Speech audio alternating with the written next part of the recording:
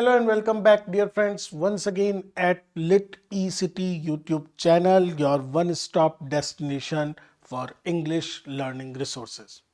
Friends, we are amid our series Figures of Speech. हम discuss कर रहे हैं कुछ important figures of speech और आज का जो हमारी क्लास है it will cover तीन ऐसे लिटरेरी डिवाइसेस को हम देखेंगे which are very frequently used, जिनका लिटरेचर में इवन अवर कॉमन लाइफ में हम बहुत बार इस्तेमाल करते हैं.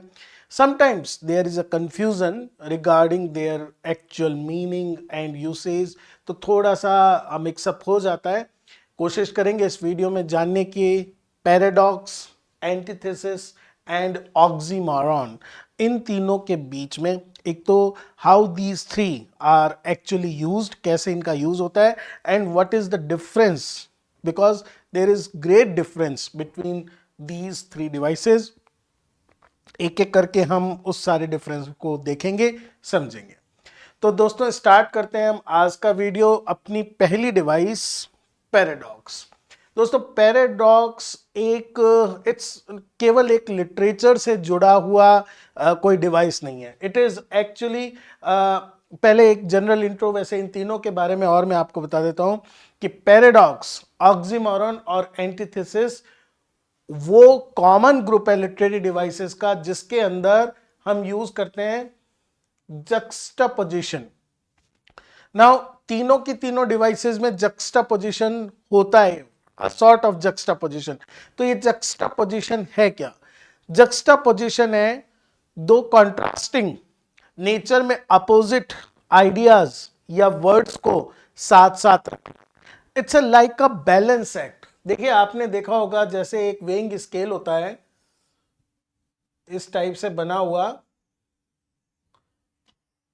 जिसको हम कहते हैं दो पलड़े. नाउ क्लासिकल जो रेटोरिक है वो हमेशा डिमांड करता है कि when you present any argument it should be in a balance manner. तो जक्स्टापोजिशन का यही पर्पस होता है कि दो चीजों के अंदर बैलेंस रखा जाए.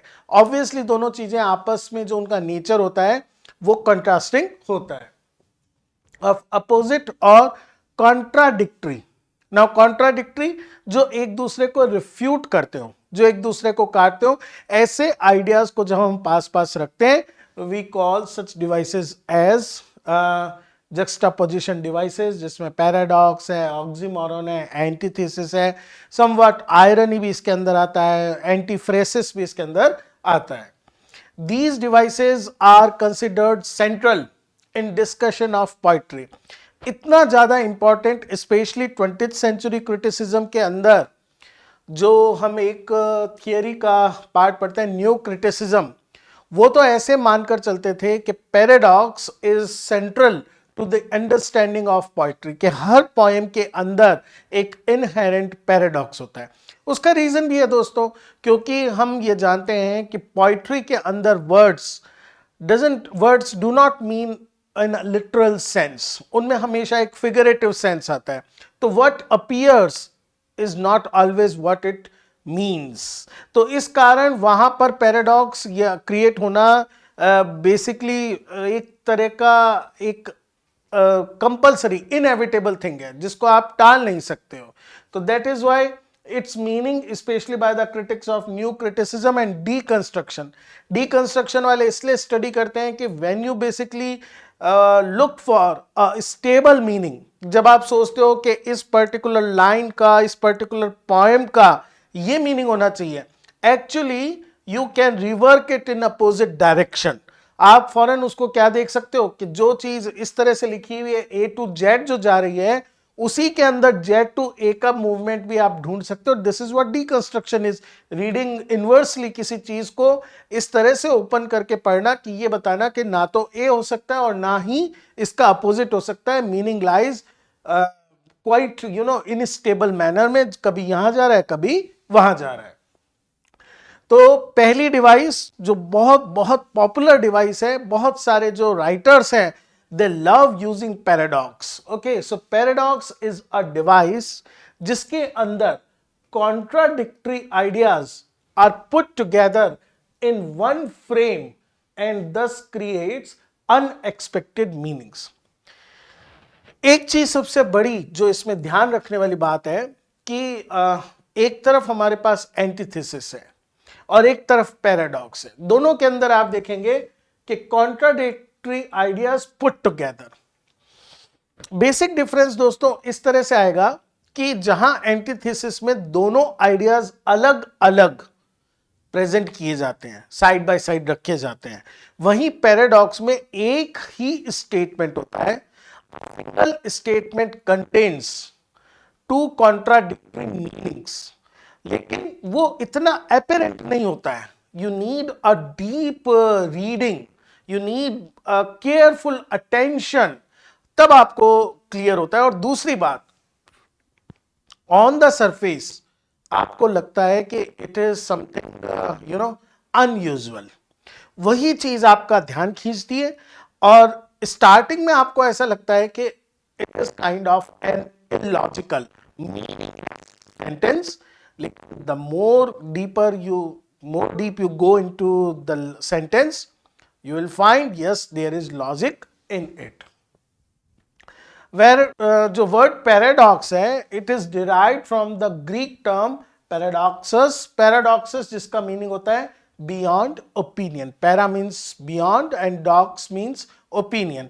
जो आपका वर्ड है orthodox वो यहीं से निकल कर आया. dox is opinion और idea. so it means basically something, a new meaning that goes beyond the common or accepted meaning of something. मतलब जो हम मान के चलते हैं कि इसका ये मीनिंग होना चाहिए, suddenly you have a kind of revelation. आपको ऐसा लगता है कि no, something else is there, तब आप उसको रियलाइज करते हो. तो जनरली अगर हम लिटरेरी पैराडॉक्स की बात करें, ऑन द फर्स्ट रीडिंग आपको ऐसा लगता है there cannot be any meaning in this particular line, but there is beyond this common perception a deeper meaning lies. okay, तो paradox मैंने आपको स्टार्टिंग में कह दिया, it's not just about literature. paradox is very important part of philosophy also. it's really an integral part जिसके अंदर philosophical investigation specially existence से related या फिर जो कॉमन फेनोमेना है उनसे रिलेटेड कंटिन्यूअसली एक्सप्लोरेशन होता है.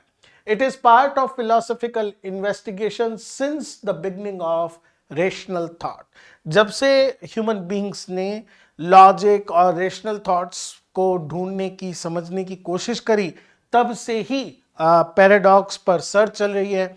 देयर हैव बीन फिलोसोफर्स जिन्होंने बहुत इंपॉर्टेंट पैराडॉक्सेस प्रेजेंट करे हैं, related with life, related with human thought, agency, इन सब चीजों से.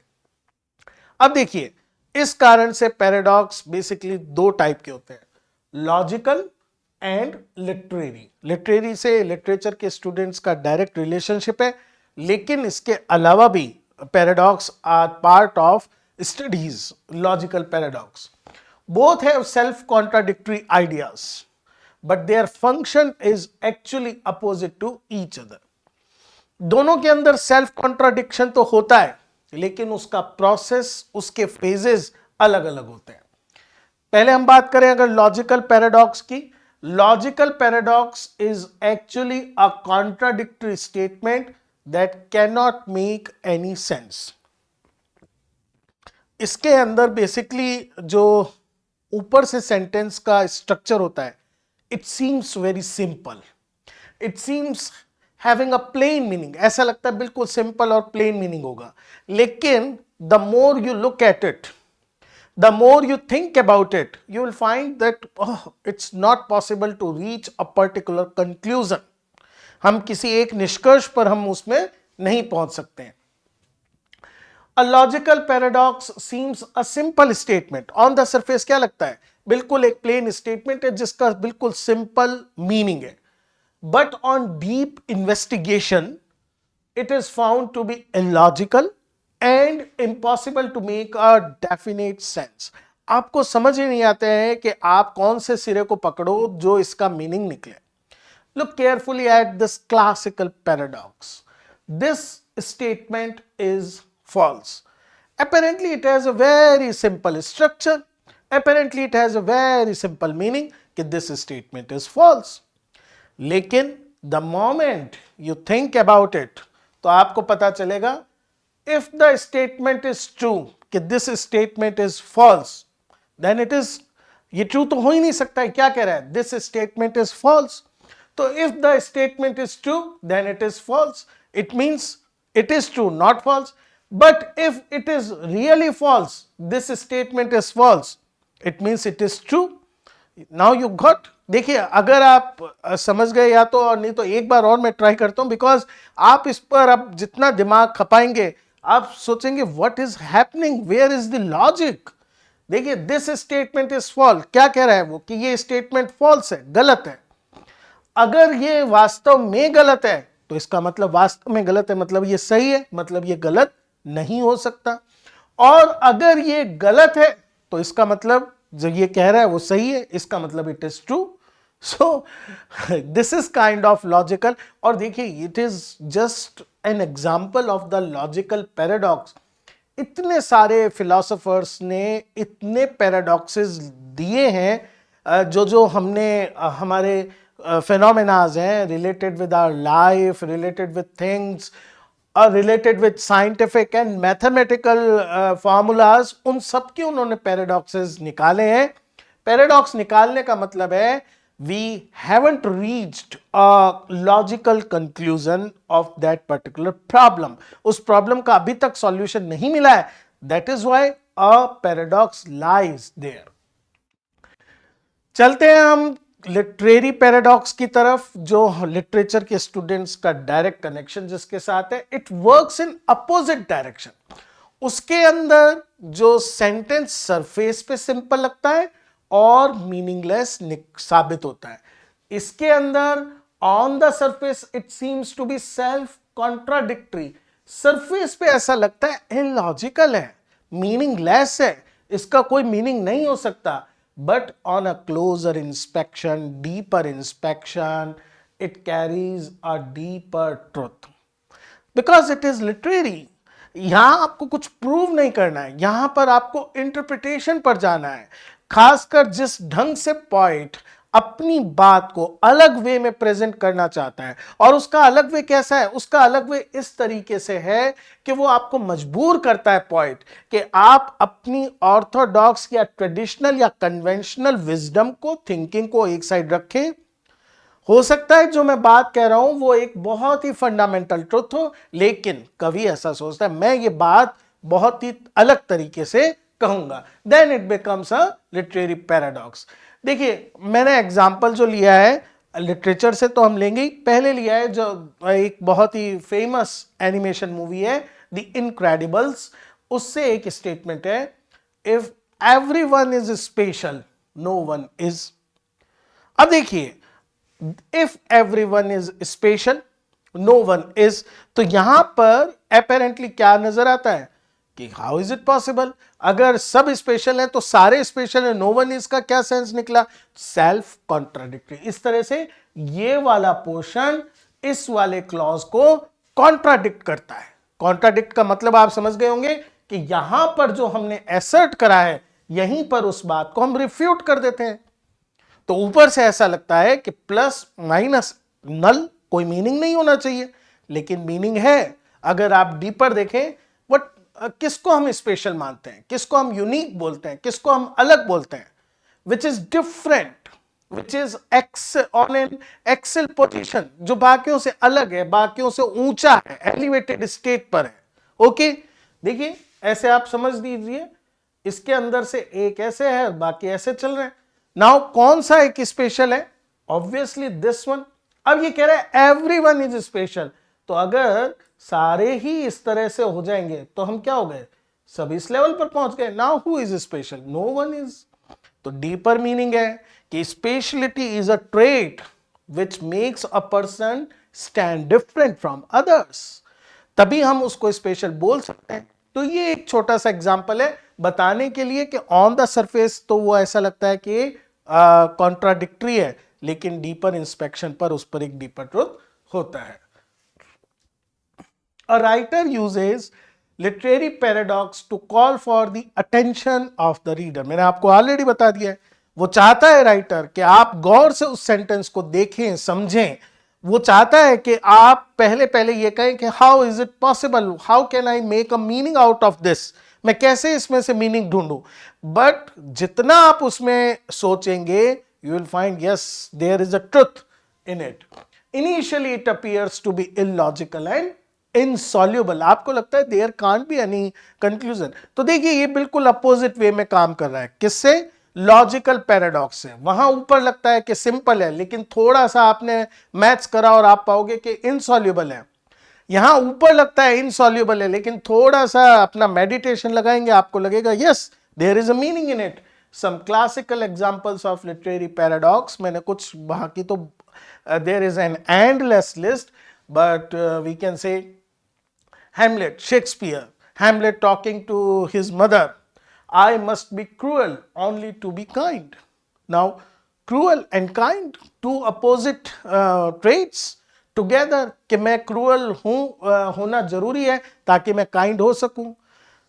Hamlet says this in context कि his action, he has just killed a person. उसने अभी अभी मर्डर कमिट करा है, एक तरह का मर्डर नहीं कह सकते, तो किलिंग तो है ही वो। तो वो basically trying to explain to his mother कि he is doing these things to be kind to his dead father, to be kind to his own mission, to be kind to his state. उसके लिए he has to find out who is actually the murderer of his father. So this is basically, ऊपर से ऐसा लगता है कि how can a person be cruel to be kind. Then we have from John Donne, who is very famous for his literary paradoxes. Beautifully वो क्या करते हैं, contrast करते हैं ऐसे ideas को which seems impossibly compatible with each other, जिनको आप एक साथ रख ही नहीं सकते हो, लेकिन वो रखते हैं और मीनिंग को क्रिएट करते हैं। डेथ, दो शैल डाई। नाउ डेथ की डेथ होगी, हाउ इज इट पॉसिबल? ऊपर से ऐसा लगता है, कोई भी स्टूडेंट जब फर्स्ट टाइम इसको पढ़ता है, it seems like a bouncer जो बिल्कुल ऊपर से निकलती है, डेथ की डेथ कैसे हो सकती है? But what is basic assumption of the point कि there will be a time when everybody will die mortally. जब हम सबकी डेथ हो जाएगी, हमारी बॉडीज की डेथ हो जाएगी, our soul will become part of the greater soul. उस समय डेथ के लिए कोई प्रे ही नहीं रहेगा, कोई शिकार नहीं रहेगा, और डेथ को इस वर्ल्ड से क्या होना पड़ेगा? खत्म होना पड़ेगा। Death, thou shall die. Then the golden rule is that there are no golden rule. George Bernard Shaw, classical paradox, man and superman जो उनका प्ले है, फिलोसॉफिकल प्ले है। गोल्डन रूल वही जैसे अभी हमने जस्ट इससे पहले बात करी, special, if everybody is special, उससे रिवर्स में there is only one golden rule and there are no golden rules. कोई गोल्डन रूल मींस एक rule which is applicable on everything, जिसकी मदद से आप कोई भी चीज कर सकते हो।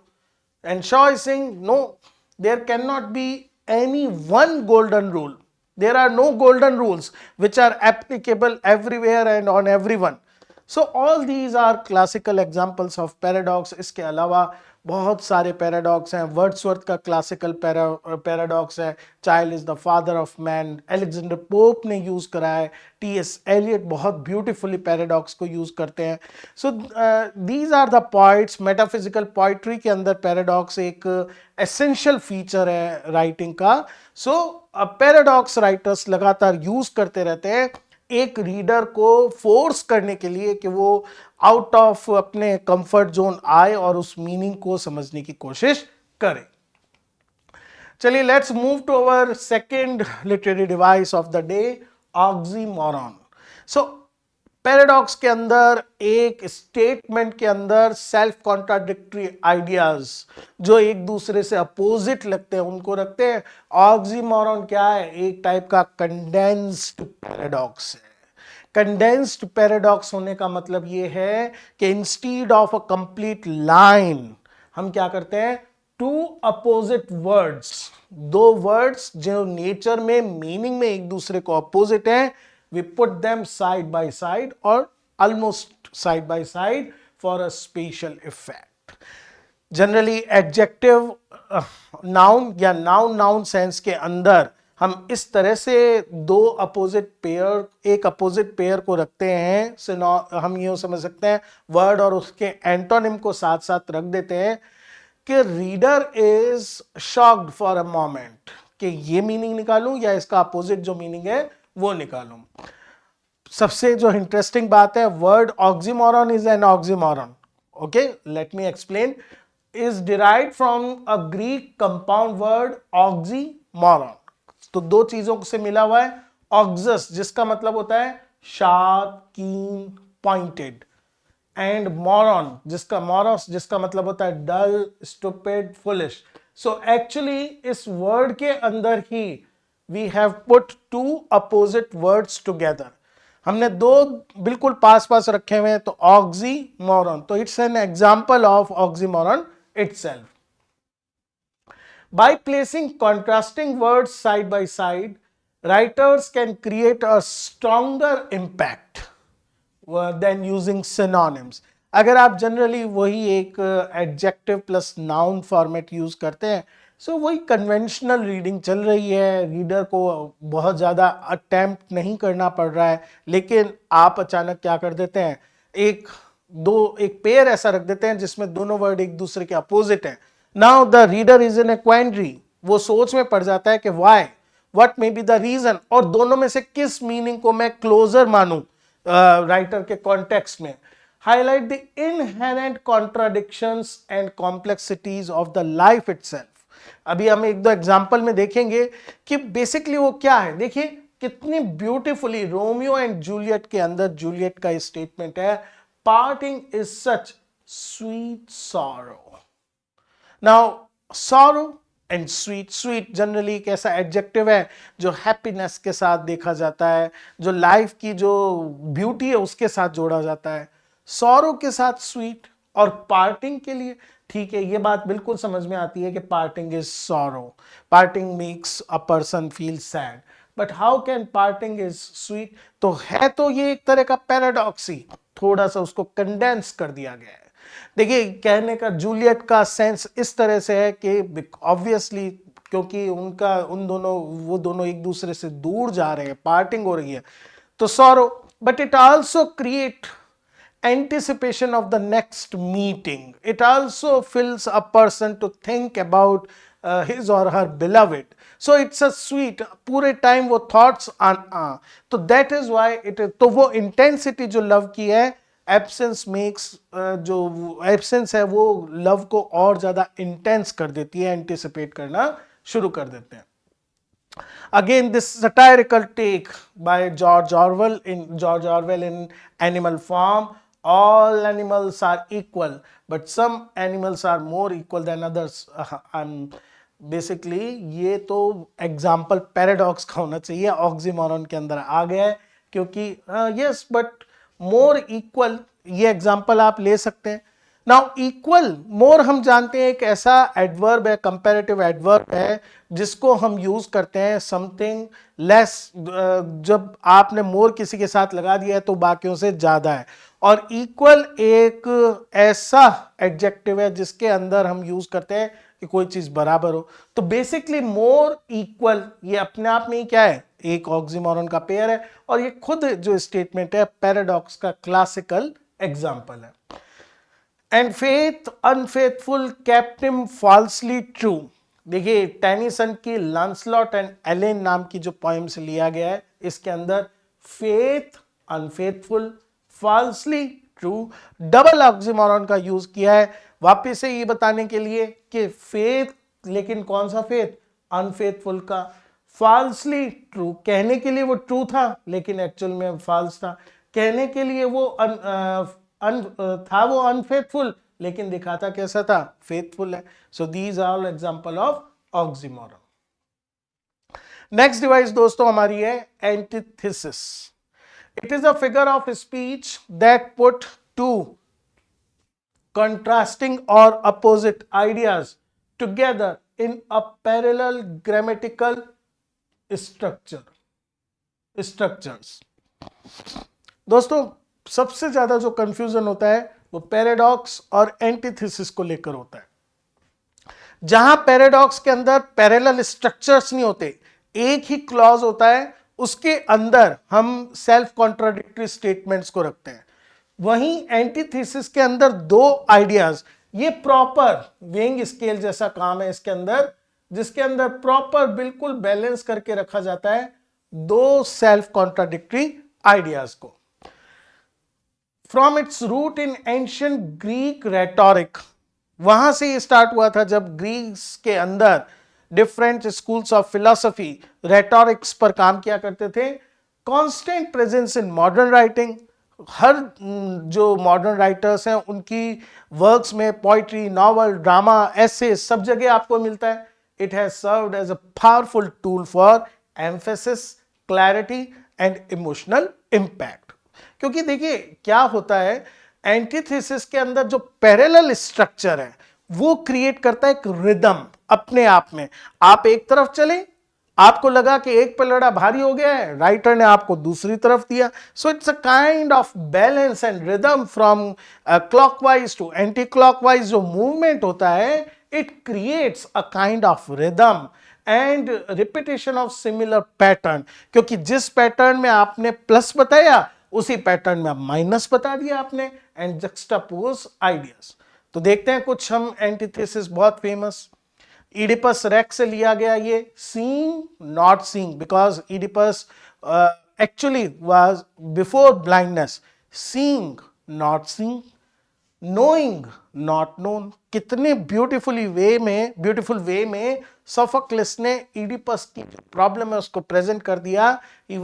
इडिपस भी क्या है, हैमलेट की तरह, he is looking for the murderer of the king, seeing he is daily that murderer which he is, but not seeing. He knows but not knowing. Similarly, better to reign in hell than serve in heaven. Thunderous speech by Satan taken from Paradise Lost. देखिए balance जिसके मैं बात कर रहा हूं, better to reign in hell than serve in heaven. Now reign contrasting with serve. In hell, in heaven, opposite. ठीक है। So here we have a parallel structure. एक में दिखाया गया है reign in hell to become the ruler of a particular sphere or place. दूसरे में बताया है to become a servant. तो दोनों contradictory, opposing ideas को एक जैसे grammatical structure के अंदर रखा गया है। To err is human, to forgive divine. An essay on criticism, Alexander Pope. To err is human. What is human capacity? To forgive divine. What is divine capacity? When we are happy, we are always good. But when we are good, we are not always happy. The Picture of Dorian Gray, Oscar Wilde novel. When we are happy, we are always good. One clause. But when we are good, we are not always happy. Contradictory ideas in a proper grammatical parallel sentence. This one is the best example of antithesis. या आप bacon के essays देखिए, वहां पर आपको बहुत शानदार examples मिलेंगे. I missed quoting him. It was the best of time, it was the worst of times. Parallel structure, opposite. It was the age of wisdom, it was the age of foolishness. Parallel structure and again opposite ideas. So I hope आपको idea लग गया होगा कि what is basic difference between antithesis and paradox. एक और हम साथ में कर लेते हैं छोटी सी related device, antiphrasis. Quite similar to irony, थोड़ा सा अलग है.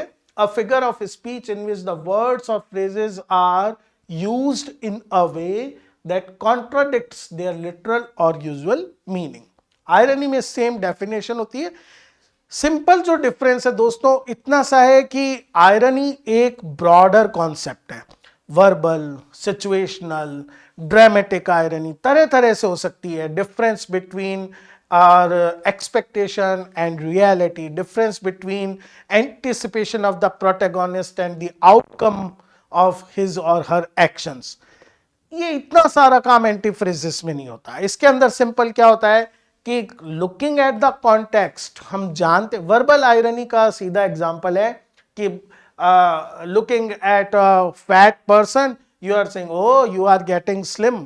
तो ये एक एग्जांपल है, एंटीफ्रेसिस का भी है, obviously it is an example of verbal irony, लेकिन आयरनी एक ब्रॉडर कॉन्सेप्ट है, एंटीफ्रेसिस केवल वर्बल नुएंस के ऊपर बेस्ड है। It's a type of irony, ये मैंने आपको बता ही दिया, it is a which can be various ways. Antiphrasis is always verbal. Here is an example. I am so clever that sometimes I don't understand a single word of what I am saying. Famous dialogue by Algernon and the importance of being earnest. It's true, this God did shake. Now look at this. Julius Caesar में कैसे इसकी speech है ये? This God refers to Julius Caesar. If he is God, then why he is shaking? Because he is trying to paint him as a coward. So basically ये antiphrasis होता है. It's a type of irony, बिल्कुल आप इसको समझ सकते हैं.